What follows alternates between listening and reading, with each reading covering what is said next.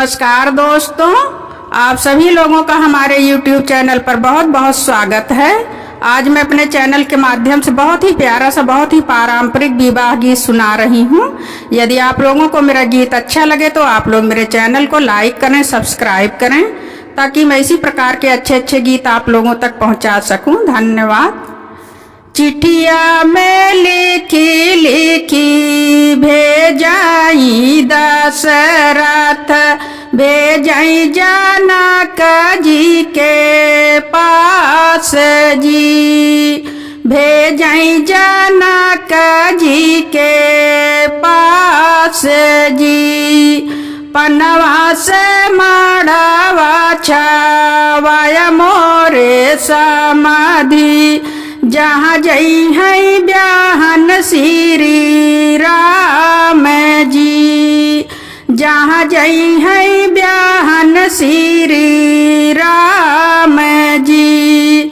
फुलवा के लड़िया लगाया मोरे समाधि, जहाँ जई है ब्याहन श्री राम जी, जहाँ जई है ब्याहन श्री राम जी।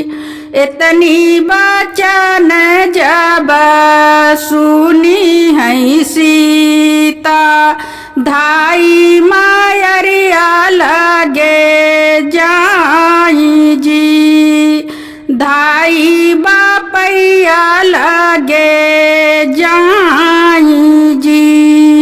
जेकरे न होई मैया इतना रूपाइया, से बेटी राई है कुंवार जी।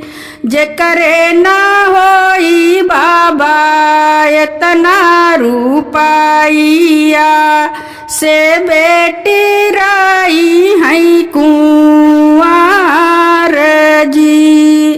जनी बेटी सोचाऊं, जनी हो बिचाराऊं, अब बाटे बाबा तो हार जी, अब बाटी माइया तो हार जी। देशवा विदेशवा से पनवा मंगाऊ बाई, देबाई मड़वा छावाई जी, देबाई मड़वा छावाई जी। देशवा विदेशवा से फूलवा मंगाऊ बाई, देबाई लड़िया सजवाई जी, देबाई लड़िया लगवाई जी। उलटी के चिट्ठिया जा भेजई जनक जी, भेजाई दशरथ के पास जी, भेजाई दशरथ के पास जी।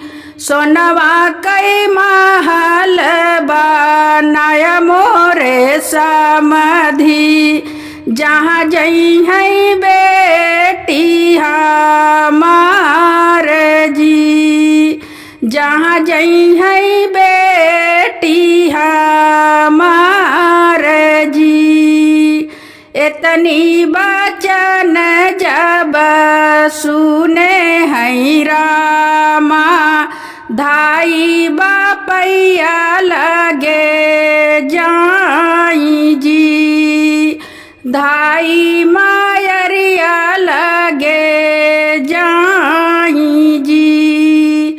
जेकरे न होई बाबा इतना रूपाइया, से बार राई है कुंवार जी, से बार राई है कुंवार जी। जनि तू सोचऊ बेटा जनी हो बिचाराऊं अब बाटे बाबा तो हार जी अब बाटी मैया तो हार जी देशवा विदेशवा से सोनवा मांगाऊ बाई देवई महल बनवाई जी देशवा विदेशवा से सोनवा मांगाऊ बाई देवई महल बनवाई जी देवई महल